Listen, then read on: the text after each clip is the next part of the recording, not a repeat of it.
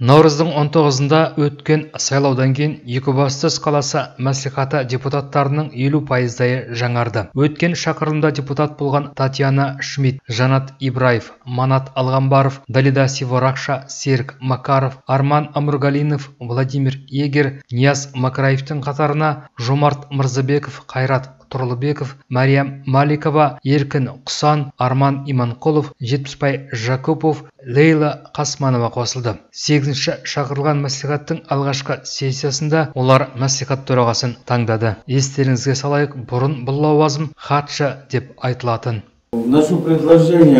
Қалалық мәслихаттың төрағасы ретінде Нияз Құдайбергенұлы Макраевті сайлауды ұсынамын. Көпшілігіміз оны жақсы білеміз. Нияз Құдайбергенұлы өндірісте еңбек жолын бастады. Майкөбе кенішінде бұрғылау станогы машинисі көмекшісі болып бастап, директордың өндіріс жөніндегі орынбасарына дейін көтерілді. Сондықтан өндірісті еңбек ұжымдарын жақсы біледі. Бұдан басқа мемлекеттік қызметте жұмыс істеді. Әкімдіктің жер қатынастары бөлімін басқарды. Соңғы жылдары Аманат партиясының жергілікті филиалына жетекшілік етті. Сондықтан лайықты, тәжірибелі адам деп есептеймін.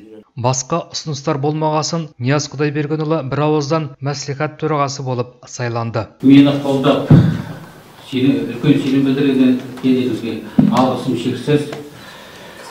Бұл мен үшін үлкен жауапкершілік, үлкен жүк. Мен өз тарапынан бар біліммен, бар жігерлігімді елім үшін қызмет етемін.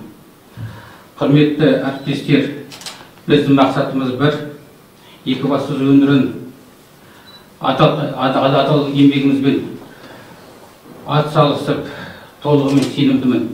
Баршамызға, құрметті әріптестер, сәттілік тілеймін.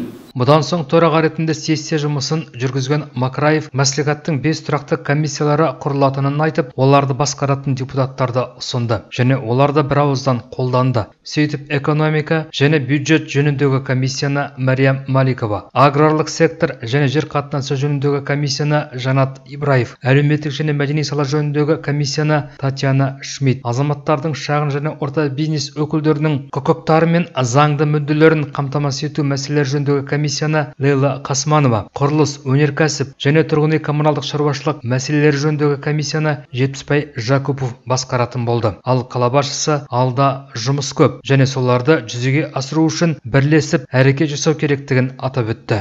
Құрметті депутаттар, ағымдағы жылыту маусымы біз үшін нағыз сынақ болды. Сондықтан бірге көптеген тапсырмаларды шешуге тура келеді. Осыған орай сіздер белсенді жұмыс атқарып, тұрақты түрде бақылау жүргізесіздер деп есептеймін. Біз қоғамдық бақылау бөлігінде бірлесе ұйымдасып, соңғы 10 жылдықтар бойы атқарылмаған жұмыстарды жасауымыз керек. Сіздерге халық сенді және сол жұмыстарды бірлесіп, сапалы орындаймыз деп ойлаймын. Айта кетуіміз керек, сайланған депутаттардың 11-і Аманат, 2-і Ауыл, 1-і Ақжол партияларынан және тағы бір депутат өзін өзі ұсынушы.